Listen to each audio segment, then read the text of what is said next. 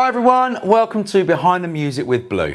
One Love was a track for me that it was one of those songs that you get to record and you just instantly go, this is really good.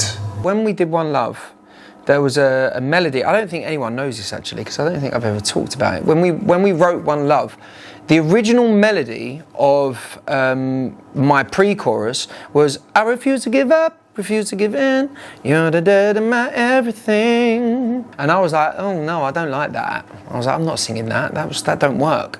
I was like, I felt like it was cheesy. Back then, we used to have a street talk of how to finish phone calls, or not even phone calls. It was like if you were leaving a friend of yours, and instead of saying goodbye, you'd say one, short for one love. And I was on the phone to Lee. I went, yeah. One love, one love. Da, da, da, da, da. And then the producers were like, well, what else do you want to do? And I said, what about I refuse to give up? So it was kind of the same kind of place, but just more melodic. And they was like, yeah, that works. So yeah, that was the way that pre-chorus came to be. I kind of freestyled it in the studio. But it was at the height of Blue, it was 2002. Just felt everything was just falling into place. Up until that point, If You Come Back was our song that we always had in our back pocket as our ace card.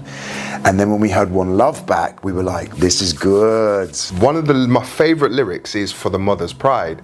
Now, when I write songs or raps and stuff, there's a thing called a double entendre. And when I write a lyric, I want it to mean something else apart from what you might think it might mean. So obviously the mother's pride and the times we cried is for those mothers. But there was a show called Bread back in the day.